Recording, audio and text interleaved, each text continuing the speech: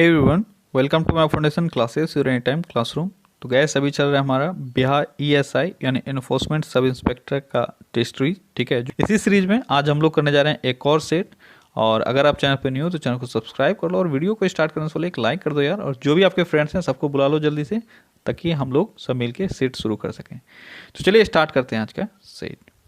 तो आज का हमारा पहला क्वेश्चन है, रेपो दर वह दर है जिस पर रेपो रेट क्या होता है। देखो, दो तीन चीजें हैं जिसको आपको याद रखना है। Repo rate, reverse repo rate, ठीक है, सीआरआर, ये सब हमेशा एग्जाम में पूछा जाता है। यहाँ बताओ रेपो रेट क्या है, जल्दी से आंसर करो। तो रेपो रेट वह रेट है जिस पर भारतीय रिजर्व बैंक अन्य बैंकों को ऋण देता है। तो आपका सी ऑप्शन सही है। ठीक है, अगला क्वेश्चन है, भारतीय रिजर्व बैंक द्वारा खुले बाजार में प्रतिभूतियां बेचने पर निम्न में से क्या होता है। तो आरबीआई अगर खुले बाजार में प्रतिभूतियां यानी शेयर्स अगर बेचती है, शेयर्स और स्टॉक्स बेचते हैं, तो क्या होता है, क्या होगा? मुद्रा की आपूर्ति घट जाएगी। क्या होगा? मुद्रा की आपूर्ति घट जाएगी अगर आरबीआई खुले बाजार में शेयर्स को बेचती है। और फिर अगर खरीदेगी तो मुद्रा की जो आपूर्ति है वो मार्केट में बढ़ जाएगी। तो इन्फ्लेशन और डिसइन्फ्लेशन को कंट्रोल करने के लिए किया जाता है। ठीक है, अगला क्वेश्चन है, नाबार्ड किसका नाम है? नाबार्ड एक कैसा बैंक है? आप जानते हो नाबार्ड कैसा बैंक है? तो नाबार्ड कृषि सहायक विशिष्ट बैंक है। कैसा बैंक है? कृषि सहायक विशिष्ट बैंक।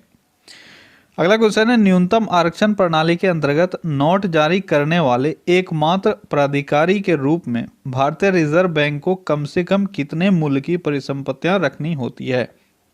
बहुत ही अच्छा क्वेश्चन, जल्दी बताओ। न्यूनतम आरक्षण प्रणाली के अंतर्गत जब भी आरबीआई नोट जारी करती है तो इसको अपने पास कितने मूल्य की परिसंपत्तियां रखनी होती है? कितनी परिसंपत्तियां है वो है 200 करोड़ रुपए। कम से कम 200 करोड़ रुपए आरबीआई के पास रिजर्व रहना चाहिए, चाहे ये गोल्ड के फॉर्म में हो, फॉरेन करेंसी के फॉर्म में हो, जिस भी फॉर्म में हो। ठीक है, इसको ये रखना पड़ता है। अगला क्वेश्चन है, किस बैंक द्वारा किसानों को दीर्घकालीन वित्तीय सहायता प्रदान की जाती है? दीर्घकालीन वित्तीय सहायता किसानों को किसके द्वारा दी जाती है? ये आपके भूमि विकास बैंक के द्वारा। किसके द्वारा? भूमि विकास बैंक के द्वारा। अब यहाँ पे देखो, बहुत सारे बच्चों को ये कन्फ्यूजन होगा कि आपका आंसर नाबार्ड होगा या भूमि विकास बैंक होगा। यहाँ पे कन्फ्यूजन होना आपका लाजमी है। ठीक है, लेकिन आपको यहाँ से एक बहुत ही इंपॉर्टेंट चीज़ याद रखना है कि नाबार्ड जो है यह डायरेक्टली आपको कभी भी लोन नहीं देगी। ठीक है, नाबार्ड का ये काम नहीं है। नाबार्ड क्या करती है, यह किसी इंस्टीट्यूशन को लोन देती है। ठीक है, कोई भी इंस्टीट्यूशन हो जो ग्रामीण विकास के लिए काम कर रहा हो या जो भी इस तरह की चीज़ें हैं, आपको उसमें नहीं पढ़ना है। बस आपको याद रखना है कि डायरेक्टली आपको लोन नाबार्ड से नहीं मिलता है। ठीक है, लेकिन यहाँ पे आपसे पूछा क्या जा रहा है, किसानों को दीर्घकालीन वित्तीय ऋण कौन प्रदान करता है? यह भूमि विकास बैंक। अच्छा, नाबार्ड ऊपर भी आया, मैंने वहाँ पे शायद आपको इसकी स्थापना नहीं बताई है। इसका स्थापना कब हुआ ये आपसे पूछा जाता है। तो 1982 में। ठीक है, 1982 में नाबार्ड की स्थापना हुई है। और अभी इसका चेयरमैन कौन है? चेयरपर्सन ये हर्ष कुमार बनवाला शायद। ठीक है, आप एक बार इसको चेक कर लेना। अगला क्वेश्चन है, भारत में भारतीयों द्वारा वर्ष 1881 में स्थापित हुआ तथा उनके प्रबंध में चलने वाला सीमित देयता का प्रथम बैंक कौन सा था? बहुत ही इंपॉर्टेंट क्वेश्चन है, यहाँ से बहुत सारे कंफ्यूजन होते हैं, आज आपको सारा क्लियर कर लेना है। ठीक है, तो सही आंसर जल्दी बताओ, क्या है इसका सही आंसर? इसका सही आंसर है आपका अवध कॉमर्शियल बैंक। अब यहाँ से मैंने क्यों बोला कन्फ्यूजन होता है, अगर पूछा जाए भारत का प्रथम बैंक कौन सा था, तो ये था आपका हिंदुस्तान कॉमर्शियल बैंक। कौन सा था? Hindustan commercial bank. इसकी स्थापना 1770 में हुई। याद रखना जो मैं बोल रहा हूँ, अगर गलती तुम लोग एग्जाम में करके आओगे तो फिर मैं मार के हड्डी तोड़ दूंगा तुम लोग का, सोच लो। तो हिंदुस्तान कॉमर्शियल बैंक ये 1770 में स्थापित प्रथम भारतीय बैंक था, लेकिन भारतीयों के द्वारा विथ लिमिटेड पावर्स। ठीक है, ये कौन सा बैंक था? ये था अवध कॉमर्शियल बैंक, जिसकी स्थापना 1881 में हुई। अगर प्योरली मतलब फुल्ली भारतीयों के द्वारा स्थापित बैंक आपसे पूछा जाए तो ये हो जाएगा पंजाब नेशनल बैंक। इसकी स्थापना 1895 में हुई। ठीक है, ये तीन चीजें हैं जिसको आपको बहुत ही अच्छे तरीके से याद रखना है। क्लियर है? अगला क्वेश्चन है, निम्नलिखित में से वह बैंक कौन सा है जिसका नाम एक नदी के नाम पर रखा गया है? तो किस बैंक का नाम एक नदी के नाम पर रखा गया है? ये बैंक है आपका, जल्दी बताओ कौन सा बैंक है वो बैंक है वारदा ग्रामीण बैंक। कौन सा है? वारदा ग्रामीण बैंक, जो आपको यहाँ पे बी ऑप्शन में दिख रहा है। ठीक है, अगला क्वेश्चन है भारतीय रिजर्व बैंक का लेखा वर्ष क्या है।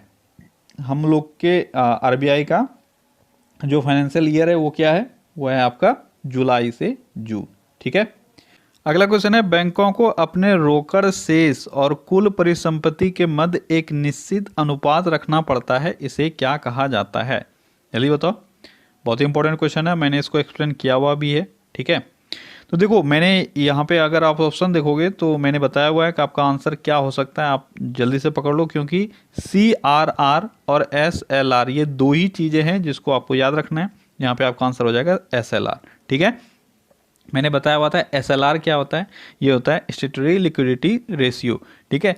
यानी ये होता है कुछ ऐसा अमाउंट जो आरबीआई के द्वारा फिक्स किया जाता है जो बैंकों को अपने पास रखना होता है अपने टोटल कैपिटल का।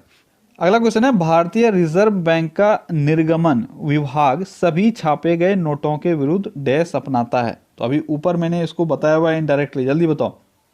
आरबीआई जो भी नोट छापती है उसके विरुद्ध कौन सा प्रणाली अपनाती है, तो ये आपका न्यूनतम आरक्षण प्रणाली। ठीक है। अगला क्वेश्चन है बैंकों का राष्ट्रीयकरण निम्न में से किस उद्देश्य के लिए किया गया था। बैंकों का राष्ट्रीयकरण किस उद्देश्य के लिए किया गया था, जल्दी बताओ क्या उद्देश्य था। तो इसका उद्देश्य था धन के संकेंद्रण को रोकने के लिए। यानी कहीं पे ऐसा ना हो कि जो एक बैंक है, ठीक है, बैंक अपने आप में ही सारे धन को है जो वह कलेक्ट करते जाए, और ये एक तरह से आप बोल सकते हो ना एक जगह सेंट्रलाइज धन हो जाएगा इस तरह से। तो इसलिए अब बैंकों का केंद्रीकरण किया गया ताकि एक मॉडल बनाया जाए और सभी बैंकों को उस हिसाब से काम करना होगा। ठीक है। कब किया गया था, 1969 में पहली बार राष्ट्रीयकरण किया गया था। 14 बैंक इसमें शामिल थे, इंदिरा गांधी के द्वारा किया गया था। अगला क्वेश्चन है वर्ष 1921 में बंगाल, चेन्नई और मुंबई के प्रेसिडेंसी बैंकों को मिलाकर एक नया बैंक बनाया गया था। बाद में उसका राष्ट्रीयकरण किया गया। उस समय उस बैंक को नया नाम भी दिया गया था, वह नाम क्या था। तो क्वेश्चन बड़ा है पर बहुत ही अच्छा क्वेश्चन है, जल्दी बताओ क्या नाम था उसका। उसका नाम था इंपेरियल बैंक ऑफ इंडिया। और बाद में ये 1955 में इसी इंपेरियल बैंक को क्या नाम दिया गया, SBI यानी स्टेट बैंक ऑफ इंडिया। ठीक है। यहां से आपको याद रखना है इंपेरियल बैंक ऑफ इंडिया में 3 जगह के प्रेसिडेंसी बैंकों को मिलाया गया था, वो है बंगाल, चेन्नई और मुंबई। और इसकी स्थापना कब हुई इंपेरियल बैंक की, 1921 में। ठीक है। अगला क्वेश्चन है समतल दर्पण द्वारा बनी प्रतिबिंब कैसी होती है।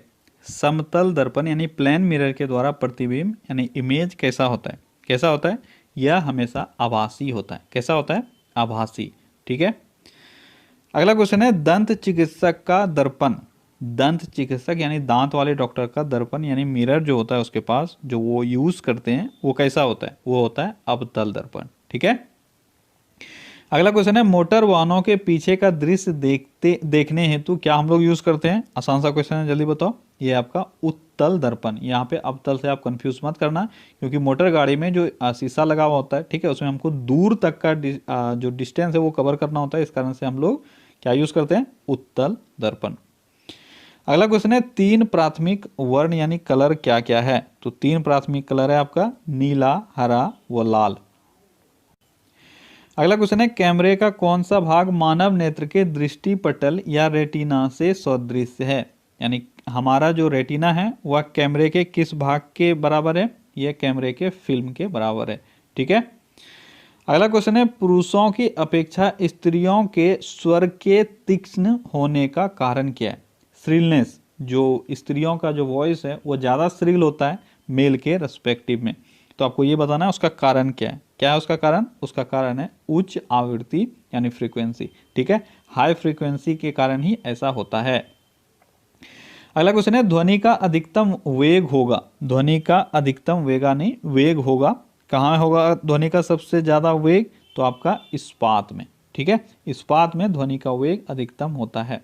अगला क्वेश्चन है मैक संख्या का संबंध किसी से, मैक नंबर का संबंध किससे है, ये है वायुयान के वेग से। ठीक है। मैक संख्या आप जानते हो, इसको जो साउंड का स्पीड है उससे कंपेयर करके निकाला जाता है, और जनरली जो आपका वायुयान है उसकी स्पीड को कंपेयर किया जाता है मैक संख्या में। ठीक है। अगला क्वेश्चन है निम्नलिखित में से कौन सी युक्ति विद्युत ऊर्जा को यांत्रिक ऊर्जा में परिवर्तित करती है।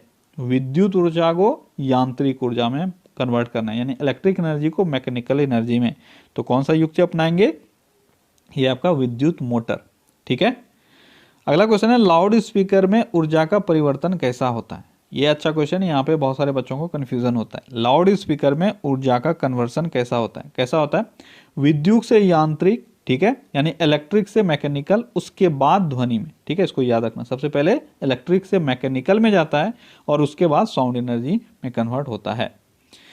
अगला क्वेश्चन है यांत्रिक ऊर्जा को विद्युत ऊर्जा में परिवर्तन करने वाली युक्ति क्या कहलाती है। यांत्रिक ऊर्जा को यानी मैकेनिकल एनर्जी को इलेक्ट्रिक एनर्जी में हम कैसे कन्वर्ट कर सकते हैं, किस चीज की मदद से, तो यह आपका डायनमो से। ठीक है, अगला क्वेश्चन है विद्युत परिपथ में फ्यूज का कार्य क्या है। विद्युत परिपथ में फ्यूज का कार्य क्या है, यह है आपका, जल्दी बताओ, फ्यूज का कार्य क्या है। ओवरलोडिंग या लघुपतन यानी शॉर्ट सर्किट की स्थिति में जो सर्किट है आपका उसको ब्रेक करने के लिए आप क्या लगाते हो, फ्यूज। अगला क्वेश्चन है परमाणु की प्रभावी त्रिज्या कितनी होती है। परमाणु की प्रभावी त्रिज्या कितनी होती है, तो परमाणु की प्रभावी त्रिज्या कितनी होती है, ये होती है 10⁻⁻10 मीटर। ठीक है, अगला क्वेश्चन है यूरेनियम 235 नाभिक यानी न्यूक्लियस में क्या होता है। यूरेनियम 235 के न्यूक्लियस में क्या होता है, क्या होता है, प्रोटॉन व न्यूट्रॉन के बल संख्या 235 होता है। अगर यूरेनियम 235 लिखा हुआ है इसका मतलब क्या हुआ कि यूरेनियम के न्यूक्लियस में जो टोटल प्रोटॉन प्लस न्यूट्रॉन का नंबर है वो है 235, क्योंकि यहाँ पे 235 रिप्रेजेंट करता है आपका एटॉमिक मास। ठीक है, अगला क्वेश्चन है बंगाल और बिहार के बीच किसने अस्थायी बंदोबस्त करवाए थे। तो बंगाल और बिहार के बीच में अस्थायी बंदोबस्त किसने लागू किया था, ये किया था कॉर्नवालिस ने। ठीक है, कब किया था, 1793 ईस्वी में। ठीक है, और अगर यहाँ से एक क्वेश्चन आपसे पूछा जाए अस्थायी बंदोबस्त जो पद्धति है वो बनाया किसके द्वारा गया था, ये बहुत इंपॉर्टेंट है, याद रखना। तो यह जॉन सॉर के द्वारा बनाया गया था। ठीक है, सर जॉन सॉर ने इसको बनाया था और लागू किया था कॉर्नवालिस ने। क्लियर है, इसमें क्या रहता था, इसमें देखो जमींदार को रिस्पॉन्सिबिलिटी दिया जाता था कि आप उस एरिया का जो टैक्स है वह जो कलेक्ट है वो करो। ठीक है, और फिर आप जमा करवा दो ब्रिटिश गवर्नमेंट के पास। तो इसके लिए 1:10 के रेशियो में, ठीक है, 1:10 के रेशियो में जो रेवेन्यू कलेक्ट होता था वो रखा गया था, यानी 10 भाग दिया जाना है ब्रिटिश गवर्नमेंट को जमा करना था जमींदारों को, और 1 भाग अपने पास रख लेना था खर्च के रूप में। ठीक है, यहाँ से 2 बातें आपको समझनी चाहिए। कई बार आपको 1:10 जो है या 1/11 के फॉर्म में रहेगा या 1/10 के फॉर्म में भी कई जगह मिलेगा आपको। तो यहाँ पे आपको ध्यान देना है, अगर 1/11 है तो आपका एग्जैक्ट वही होगा। ठीक है, क्योंकि 1:10 के रेशियो में दिया गया था। यहाँ पे कन्फ्यूजन बहुत जगह है, बहुत सारे बुक में भी आपको अलग अलग डाटा मिलेगा। अगर आप इसका निकालो कि जमींदार के पास कितना रहता था तो टोटल 1/11 हो जाएगा। ठीक है, तो 1/10 का कोई ऑप्शन नहीं है। अगर 1/10 यहाँ पे रहता तो आपका कितना होना चाहिए था, 1:9। ठीक है, तो बहुत जगह ये कन्फ्यूजन है। अगर परसेंटेज के फॉर्म में लिखा रहता है तो आपका 10% लिखा रहता है, 10% का मतलब हुआ 1:9 के फॉर्म में रहना चाहिए। तो अलग अलग जगह आपको अलग अलग आंसर मिलेगा, कहीं 1/10 मिलेगा, कहीं 1/9 मिलेगा, कहीं 1/11 मिलेगा। तो इसको आपको जो भी ऑप्शन में मिले तीनों में से कोई एक तो आप मार के आगे निकलेगा, क्योंकि तीनों में से कोई एक ही आपको मिलेगा। ठीक है, इसको ध्यान में रखना। अगला क्वेश्चन है हड़प्पा के सिंधु स्थल के बाद किसने सिंधु सभ्यता को हड़प्पा सभ्यता नाम दिया था। तो हड़प्पा सभ्यता किसके द्वारा नामित किया गया था। अगला क्वेश्चन है किस वैदिक संहिता में भारतीय संगीत है। तो भारतीय संगीत का चर्चा आपको कहाँ मिलता है, ये मिलता है सामवेद में। ठीक है, अगला क्वेश्चन है इनमें से किसमें प्रसिद्ध गायत्री मंत्र सूर्य देवी गायत्री को संबोधित है। गायत्री मंत्र यह सावित्री देवी या सूर्य देवी गायत्री को संबोधित है, किस चीज में आपको यह मिलता है, तो कहाँ मिलता है ये मिलता है आपको ऋग्वेद संहिता में। अगला क्वेश्चन है तोलक्कापियम है। तोलक्कापियम इंपॉर्टेंट क्वेश्चन है, इतिहास से आपका याद रखना। तोलक्कापियम क्या है, तोलक्कापियम क्या है, जल्दी बताओ क्या है तोलक्कापियम। तो यह आपका तमिल व्याकरण की किताब है तोलक्कापियम, और इसको लिखा किसके द्वारा गया था, तोलक्कापियर। ठीक है, तोलक्कापियम तोलक्कापियर, आपको याद रखने में बहुत ज़्यादा डिफिकल्टी नहीं होगा। अगला क्वेश्चन है कौन से मगध शासक ने अपनी राजधानी राजगिरी से पाटलिपुत्र बनाई थी। यानी राजधानी राजगिरी से पाटलिपुत्र किसने ट्रांसफर किया था, किसने किया था, ये क्या गया था उदयन के द्वारा। ठीक है, और पाटलिपुत्र शहर जो है वो अभी उदयन ने ही बसाया था। अगला क्वेश्चन है, महावीर तीर्थंकर नाम से जाने जाते थे, यानी महावीर कितनवें तीर्थंकर के नाम से जाने जाते थे। कितनवें तीर्थंकर थे जैन धर्म के? ये थे 24वें तीर्थंकर और आखिरी तीर्थंकर। अगला क्वेश्चन है, जैनों में दिगंबर और श्वेतांबर अलगाव कब हुआ? तो जैन दो भागों में बट गया था, दिगंबर और श्वेतांबर के रूप में। आपको ये बताना है ये अलगाव कब हुआ था। कब हुआ था? ये हुआ था 4th शताब्दी ईसा पूर्व में। ठीक है। अगला क्वेश्चन है, कण्व राजवंश का संस्थापक कौन था? कण्व राजवंश का संस्थापक कौन था? तो ये था वासुदेव कण्व। वासुदेव कण्व ने कण्व वंश की स्थापना की। अगला क्वेश्चन है, इनमें से कौन सा एक शिलालेख लौह स्तंभ पर पाया गया? तो कौन सा शिलालेख लौह स्तंभ पर पाया गया है? जल्दी बताओ कौन सा है वो? तो वो है आपका महरौली प्रशस्ति। इसको हम लोग लौह स्तंभ के रूप में भी जानते हैं। आपसे पूछा जाता है लौह स्तंभ कहाँ स्थित है, ठीक है, या किस स्तंभ को हम लोग लौह स्तंभ के रूप में जानते हैं? तो यह है महरौली स्तंभ, ठीक है, या महरौली शिलालेख या महरौली प्रशस्ति। ये आपके दिल्ली के पास स्थित है। ठीक है। अगला क्वेश्चन है, जैन धर्म के वास्तविक संस्थापक किसे माना जाता है? जैन धर्म का वास्तविक संस्थापक किसको माना जाता है? महावीर को। लेकिन जैन धर्म की स्थापना किसने की थी? ऋषभदेव ने। ठीक है। अगला क्वेश्चन है, त्रिरत्न सिद्धांत सम्यक धारणा, सम्यक चरित्र और सम्यक ज्ञान किस धर्म महिमा है? जल्दी बताओ किस धर्म में इसको अपनाया गया था? ये अपनाया गया था जैन धर्म में। ठीक है। अगला क्वेश्चन है, शून्यवाद के प्रवर्तक कौन माने जाते हैं? शून्यवाद के प्रवर्तक कौन माने जाते हैं? नागार्जुन माने जाते हैं शून्यवाद के प्रवर्तक। अगला क्वेश्चन है, युगादि नववर्ष पर्व है। युगादि किनका नववर्ष पर्व है? जल्दी बताओ युगादि। युगादि किनका है? यह है गुजरातियों का नववर्ष पर्व। अगला क्वेश्चन है, ब्लैक पैगोडा के नाम से कौन से मंदिर को जाना जाता है? Black pagoda. ब्लैक पैगोडा के नाम से कोणार्क का सूर्य मंदिर जाना जाता है। अगला क्वेश्चन है, मंदिरों की उत्तरी शैली किस नाम से जानी जाती है? भारत के उत्तरी क्षेत्र में जो मंदिरों का शैली है उसको किस नाम से जाना जाता है? तो नागर शैली। ठीक है। 3 शैली है, नागर, बेसर और द्रविड़। उत्तर में नागर, दक्षिण में द्रविड़, और दोनों का मिक्स्ड रूप जो है वो है बेसर। अगला क्वेश्चन है, वीरभूमि किससे संबंधित है? वीरभूमि किससे संबंधित है? किससे संबंधित है? यह राजीव गांधी की जो पुण्य घाट है वो है वीरभूमि। ठीक है। अगला क्वेश्चन है, अंकोर वाट कहाँ अवस्थित है? अंकोर वाट कहाँ अवस्थित है? कहाँ अवस्थित है? कंबोडिया में अवस्थित है।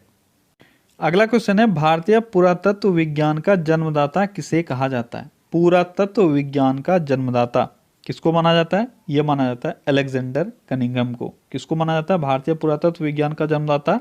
अलेक्जेंडर कनिंघम को। अगला क्वेश्चन है, भारतीय शिक्षा के 10+2+3 आकार की सिफारिश किसने की थी? 10+2+3 इसका मतलब आप अभी जान रहे हो, 10th आप करते हो, फिर 2 साल का इंटरमीडिएट कोर्स करते हो, उसके बाद 3 साल का ग्रेजुएशन कोर्स करते हो। तो इस आकार की सिफारिश किसने की थी? बहुत ही अच्छा क्वेश्चन, चलिए बताओ किसने किया था? ये किया था कोठारी आयोग ने। ठीक है। अगला क्वेश्चन है, उर्दू किस भाषा का शब्द है? उर्दू जो आप जान रहे हो यह उर्दू किस भाषा का शब्द है? तो यह तुर्की भाषा का शब्द है। अगला क्वेश्चन है, अशोक के शिलालेखों की लिपि क्या थी? ये इंपॉर्टेंट क्वेश्चन है, इसको यहां से याद रखना। ठीक है। अशोक के शिलालेखों की लिपि ब्राह्मी थी। अब यहाँ पे ब्राह्मी क्यों हुआ? क्योंकि अशोक के शिलालेख तो और भी लिपियों में पाए गए, जैसे खरोष्टी में भी पाया गया है, अरमाइक में भी पाया गया है। ठीक है। तो ब्राह्मी हम लोगों ने क्यों लिया? एक तो सबसे पहले और ऑप्शन में है नहीं आपका, ठीक है, लेकिन मैक्सिमम जो शिलालेख पाए गए हैं वह ब्राह्मी लिपि में ही पाया गया है। इस कारण से आप बोल सकते हो अगर चारों में से भी अगर आपको चुनना होगा तो आप ब्राह्मी चुनोगे। ठीक है। ऐसे 4 लिपियों में मिला है अशोक का शिलालेख। अगला क्वेश्चन है, दूरदर्शन की प्रथम समाचार वाचिका कौन थी? तो कौन थी दूरदर्शन की प्रथम समाचार वाचिका? ये थी प्रतिमा पुरी। ठीक है। दूरदर्शन का स्थापना कब हुआ? यह हुआ 1959 में, याद रखना पूछा जाता है। अच्छा, दूरदर्शन की पेरेंट कंपनी कौन सी है? किसके अधीन ये काम करती है? तो प्रसार भारती के अधीन। ठीक है। अच्छा, एक बात और मुझे यहाँ से बताओ, दूरदर्शन का जो मोटो है, ठीक है, वो क्या है? जो मोटो इसका है वो आप सभी कभी ना कभी गुनगुनाते रहते हो, वो 3 वर्ड का है। जल्दी बताओ किसी को अगर पता हो तो मोटो क्या है? वो है सत्यम शिवम सुंदरम। कौन नहीं जानता है, लेकिन ये आपको पता होना चाहिए कि ये दूरदर्शन का भी मोटो है, ठीक है, सत्यम शिवम सुंदरम। अगला क्वेश्चन है, विश्व में डाकघरों का सबसे बड़ा जाल किस देश में पाया जाता है? तो कौन सा देश है वो देश है भारत, जहाँ पे डाकघरों का सबसे बड़ा जाल पाया जाता है, ठीक है। अगला क्वेश्चन है, प्रति व्यक्ति आय क्या होता है? प्रति व्यक्ति आय क्या होता है, जल्दी बताओ। प्रति व्यक्ति आय क्या होता है? तो प्रति व्यक्ति आय होता है राष्ट्रीय आय अपॉन कुल जनसंख्या, ठीक है, टोटल नेशनल इनकम अपॉन, अगर आप जितना भी पॉपुलेशन है उससे अगर आप डिवाइड कर देते हो टोटल नेशनल इनकम को, तो आपको क्या मिलेगा? प्रति व्यक्ति आय, ठीक है। अगला क्वेश्चन है, निम्नलिखित में से यू आकार का वक्र कौन सा है? यानी यू शेप का जो कर्व है वह किसका होता है? तो ये आपका औसत लागत और सीमांत लागत दोनों का होता है, तो आपका सही आंसर हो जाएगा डी, ठीक है। थोड़ा सा आपका शेप में अंतर होगा। देखो, यू आकार होने का मतलब यहाँ पे क्या होता है कि अगर आप कॉस्ट और क्वांटिटी का ग्राफ लोगे, ठीक है, इनिशियल में आपका क्या होता है, क्वांटिटी कम होता है लेकिन कॉस्ट ज़्यादा होता है, ठीक है। फिर धीरे धीरे क्या होता है, क्वांटिटी बढ़ता जाता है और मार्जिनल कॉस्ट या एवरेज कॉस्ट जो है वो घटता जाता है। फिर एक टाइम आकर थोड़ा सा स्टेगनेंट हो जाता है, यानी क्वांटिटी तो आपका बढ़ता जाएगा लेकिन मार्जिनल कॉस्ट या एवरेज कॉस्ट वह मिनिमम पे रहता है। फिर अब जब मार्केट आपका स्टेबल हो जाए उसके बाद क्या होता है, अब मार्केट गिरना चालू होता है, यानी आपके सामान का जो डिमांड है वो कम होने लगता है। इसके बाद आपको क्या करना होगा, आपको जो मार्केट में आप जिस दाम पे बेच रहे थे वो आपको घटाना होगा। इसके कारण से क्या होगा, एवरेज कॉस्ट जो है या मार्जिनल कॉस्ट वो फिर से बढ़ने लगता है, ठीक है। इस कारण से आपका जो शेप बन जाता है फाइनली वो यू शेप बन जाता है। तो आपका यहाँ पे आंसर औसत लागत और सीमांत लागत दोनों हो जाएगा, ठीक है। अगला क्वेश्चन है, भारत में पूंजी प्रधान उद्योग का सर्वोत्तम उदाहरण कौन सा है? पूंजी प्रधान उद्योग का सर्वोत्तम उदाहरण कौन सा है? यह है आपका इस्पात उद्योग, यानी एक ऐसा उद्योग, इन चारों में से आपको बताना है एक ऐसा उद्योग जहां पे बहुत अधिक मात्रा में कैपिटल चाहिए यानी पैसा चाहिए, तो वो है आपका इस्पात उद्योग, ठीक है। अगला क्वेश्चन है, भारत के भुगतान संतुलन को किसके द्वारा ठीक किया जाता है? भारत के भुगतान संतुलन यानी बैलेंस ऑफ पेमेंट, इसको किसके मदद से ठीक किया जाता है? तो क्या क्या है आपका ऑप्शन, मुद्रा अवमूल्यन, प्रबल निर्यात संवर्धन, आयात प्रतिस्थापन, उपर्युक्त सभी। तो आपका सही आंसर होगा उपर्युक्त सभी, ठीक है। भुगतान संतुलन मतलब हो गया बैलेंस ऑफ पेमेंट। अब ये क्या होता है, ये देखो जितना भी इंटरनेशनल ट्रांजेक्शन्स है, ठीक है, इन शॉर्ट आप ये बोल सकते हो, उन सभी का जो आप लेखा जोखा रखते हो उसी को बैलेंस ऑफ पेमेंट्स बोलते हैं, ठीक है। इसमें इंपोर्ट और एक्सपोर्ट दोनों को कैलकुलेट किया जाता है। तो अगर इसमें गड़बड़ी आया है तो इसमें से कोई भी स्टेप हम ले सकते हैं या सभी को हम लोग फॉलो कर सकते हैं। अगला क्वेश्चन है, गोल्डन हैंडशेक स्कीम किससे संबंधित है? जल्दी बताओ, गोल्डन हैंडशेक स्कीम, तो यह स्वैच्छिक सेवानिवृत्ति से संबंधित है, वॉलंटरी रिटायरमेंट। अगला क्वेश्चन है, भारत में किस प्रकार की आपात स्थिति अभी तक केवल एक बार लागू की गई है? कैसा आपात स्थिति है वो है आपका आंतरिक आपात स्थिति, ठीक है। यह भारत में मात्र एक बार लागू हुआ है और वो कब हुआ है? वह हुआ है 1975 में और 77 तक ये चला था, ठीक है। अच्छा, ये आंतरिक आपात स्थिति यानी जो इंटरनल प्रॉब्लम के कारण लगाया जाता है, ठीक है, वो है। और दूसरा है आपका बाह्य आपात स्थिति, ठीक है, ये अभी तक दो बार लगा हुआ है, एक 1962 में, ठीक है, और एक 1971 में। 62 में जो लगाया गया था वो 68 तक चला था और ये चाइना के साथ जो प्रॉब्लम हुआ था अरुणाचल प्रदेश एरिया में, ठीक है, तभी लगाया गया था। और 71 में लगाया गया था, 77 तक ये चला था। ये पाकिस्तान के कारण जो प्रॉब्लम हुआ था उसमें लगाया गया था, ठीक है। अगला क्वेश्चन है, मूल अधिकारों से संबंधित मामला निम्नलिखित में से कौन सा है? मूल अधिकारों से संबंधित मामला, तो ये कौन सा था? ये था गोलकनाथ बनाम पंजाब मामला, ठीक है, ये था मूल अधिकारों से संबंधित मामला। अगला क्वेश्चन है, मुख्यमंत्री की नियुक्ति कौन करता है? जल्दी बताओ, मुख्यमंत्री की नियुक्ति कौन करता है? तो ये करते हैं राज्यपाल। अगला क्वेश्चन है, निम्नलिखित में से क्या सही नहीं है? तो ऑप्शंस थोड़ा लेंदी है लेकिन पढ़ो आप, जल्दी बताओ, पढ़ के इसमें कौन सा सही नहीं है। एक तरफ से चलो, तुम्हारे लिए मैं पढ़ देता हूँ। पहला है आपका, राज्यसभा में निर्वाचन के लिए व्यक्ति की आयु 30 वर्ष अवश्य पूरी होनी चाहिए, तो ये तो बिल्कुल सही है भाई। दूसरा है लोकसभा में निर्वाचन के लिए 25 वर्ष, ये भी सही है। तीसरा है राज्य विधानसभा में निर्वाचन के लिए 21 वर्ष, ये तो गलत है ना। 21 वर्ष तो आपके पंचायत में है, रेस्ट सब जगह 25 और 30 आपका है, ठीक है, तो आपका ये गलत हो जाएगा। और डी आपका वोट देने का अधिकार है 18 वर्ष, ये भी सही है, तो आपका सही आंसर क्या हो जाएगा? सी। अगला क्वेश्चन है भारत में प्रधानमंत्रियों का निम्नलिखित में से कौन सा कालानुक्रम सही है। अब यहाँ पे आपको ये पता होना चाहिए कि प्रधानमंत्री किस ऑर्डर में बने हैं, तभी आप इसको मैच कर पाओगे। चलो जहाँ तक आपको पता है एक तरफ से स्टार्ट करो। सबसे पहले तो आपको पता है जवाहरलाल नेहरू बने थे, यानी 2 नंबर आपका सबसे पहले आना चाहिए, तो डी और ए खत्म हो जाएगा, ठीक है। जवाहरलाल नेहरू के बाद कौन बने थे ये आपको पता होना चाहिए।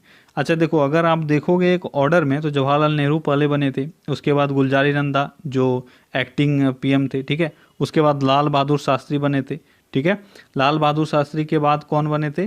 गुलजारी नंदा फिर से एक बार एक्टिंग बने थे, एक्टिंग पीएम। उसके बाद आपके इंदिरा गांधी आ गई थी, यानी जवाहरलाल नेहरू के बाद इंदिरा गांधी होना चाहिए, यानी एक होना चाहिए। तो इसमें से 2 के बाद 3 है, यानी आपका सही आंसर सी हो जाएगा, ठीक है। तो यहाँ पे आपका क्या हो गया? जवाहरलाल नेहरू, उसके बाद इंदिरा गांधी, ठीक है, उसके बाद मोरारजी देसाई, उसके बाद चौधरी चरण सिंह, ठीक है। आप एक बार सारे का लिस्ट देख लेना, इंपॉर्टेंट है, कभी भी कोई भी क्वेश्चन पूछा जा सकता है इस तरह का। अगला क्वेश्चन है विज्ञान को लोकप्रिय बनाने के लिए किस वैज्ञानिक को वर्ष 2020 के इंदिरा गांधी पुरस्कार से सम्मानित किया गया?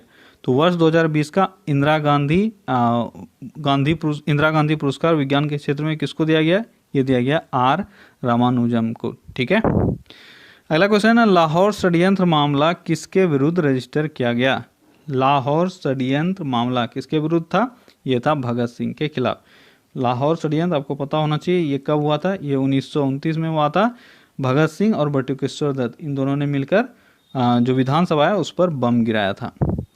अगला क्वेश्चन है प्रिंस ऑफ पिलग्रिम्स नाम से किसे जाना जाता है? प्रिंस ऑफ पिलग्रिम्स, आसान सा क्वेश्चन है, किसको जाना जाता है जल्दी बताओ, कौन है ये? ये है वेन सांग, ठीक है। अगला क्वेश्चन है निम्नलिखित में से द्रविड़ कजगम के संस्थापक कौन थे? ये एक पॉलिटिकल पार्टी है द्रविड़ कजगम, इसके संस्थापक कौन थे? इसके संस्थापक थे पेरियार ईवी रामास्वामी नायकर, ठीक है, ये तमिलनाडु का एक पॉलिटिकल पार्टी है।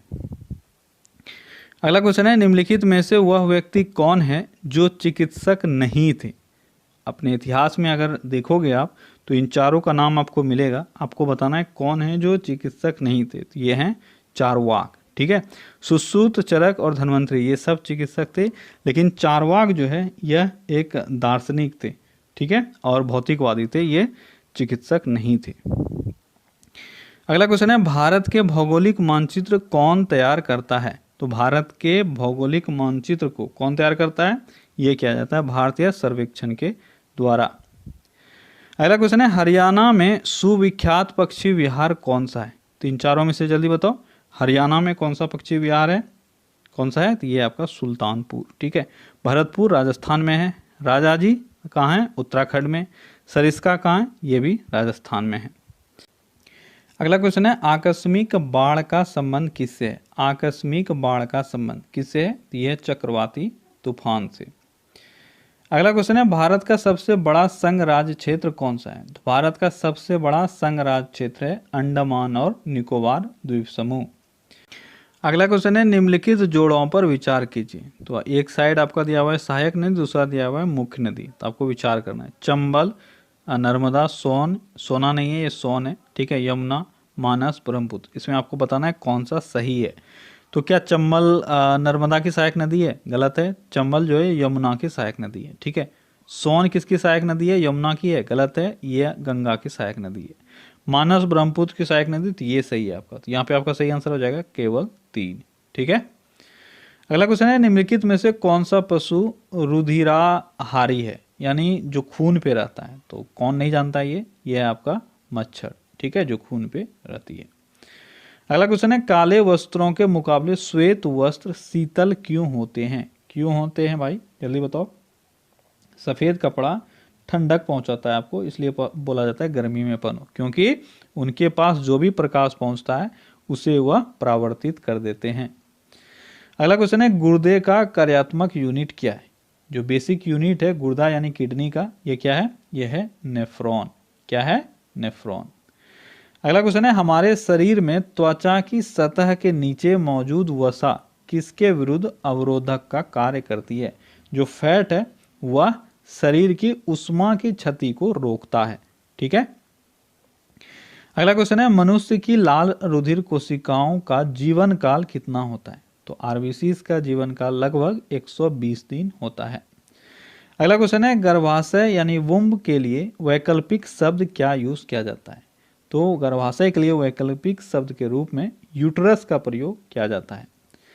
अगला क्वेश्चन है फोटोग्राफी में मुख्य रंग कौन से होते हैं? तो जो आपका प्राइमरी कलर है वही फोटोग्राफी में मुख्य रंग के रूप में कार्य किया जाता है, लिया जाता है। ठीक है, लाल, नीला और हरा का।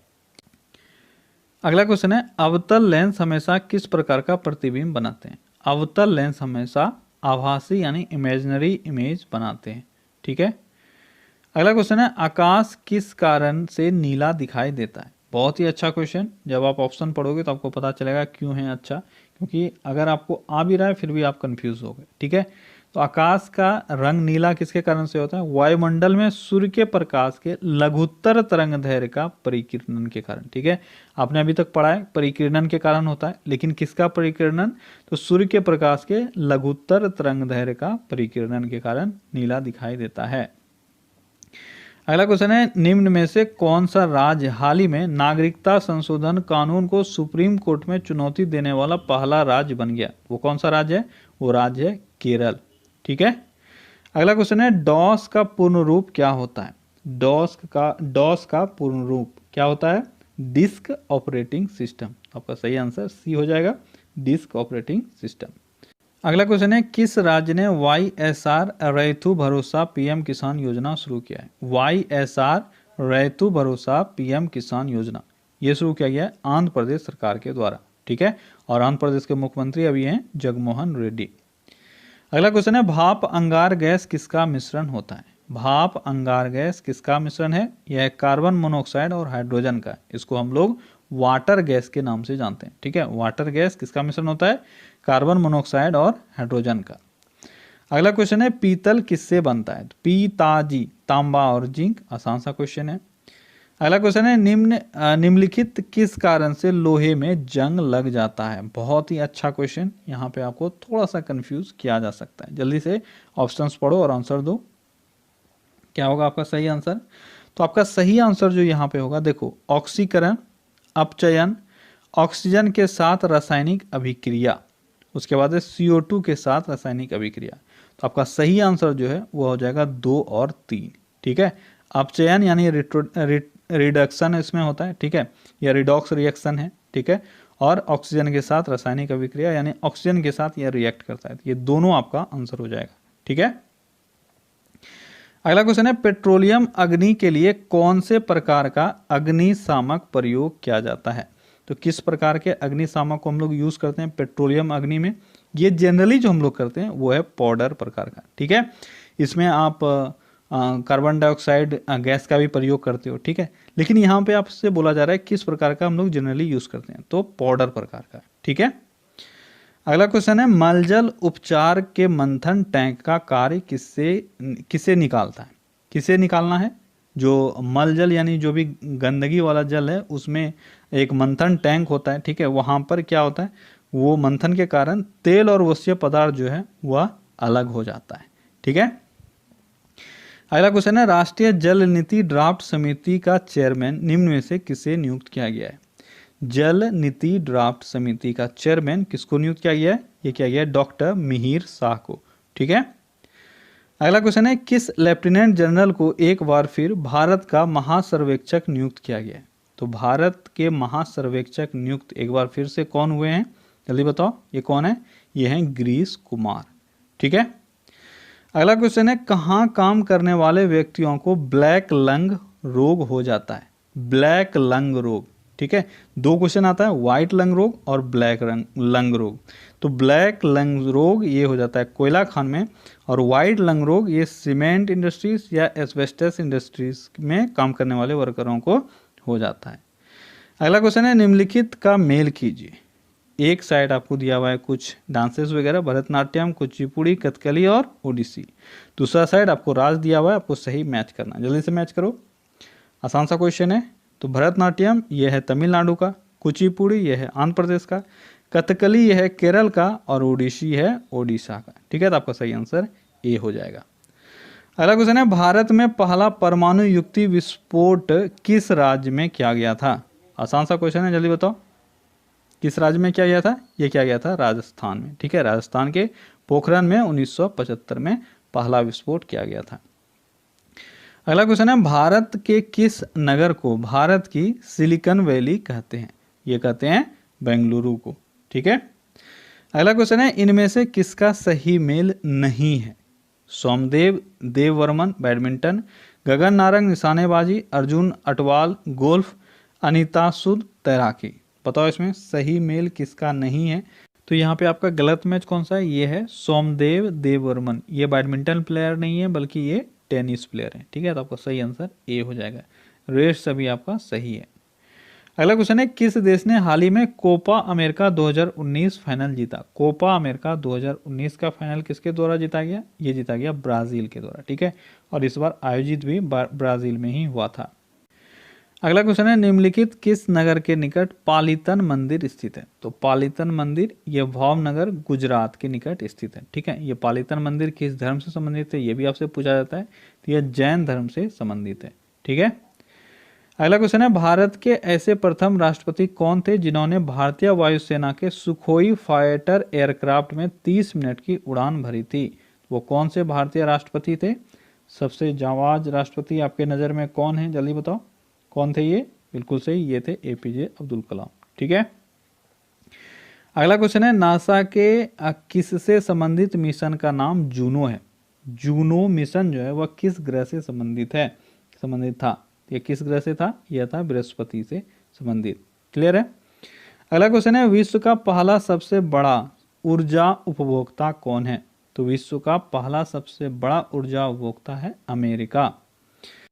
अगला क्वेश्चन है, सबसे पहले टीबी की नई दवा माइलन प्रीटोमेनिड किस देश में मिलेगी? ये जो माइलन प्रीटोमेनिड है आपसे पूछा जा सकता है, यह किस चीज़ का दवाई है? तो यह टीबी का दवाई है, और इसको विकसित किया गया है अमेरिका में, इसलिए सबसे पहले आपको अमेरिका में ही मिलेगा। ठीक है, ओके गाइस, तो ये था आज का आपका टॉप 100 क्वेश्चंस। आई होप कि आपने सेट एंजॉय किया। ठीक है, अगर एंजॉय किया और अभी तक आपने लाइक नहीं किया तो एक लाइक कर दो यार, और अपने फ्रेंड्स के साथ जिसके साथ आपने शेयर नहीं किया, शेयर करने में कंजूसी मत करो, सबके साथ शेयर करो। ठीक है, और जिस किसी को पता नहीं है तो आप सभी को पता होना चाहिए कि पर डे हम लोग 8:30 बजे लाइव इस टेस्ट को देते हैं, तो आप लोग सभी 8:30 बजे आ जाया करो। ठीक है, चलिए फिर से मिलते हैं कल अगले सेट में। Till then take care, bye bye.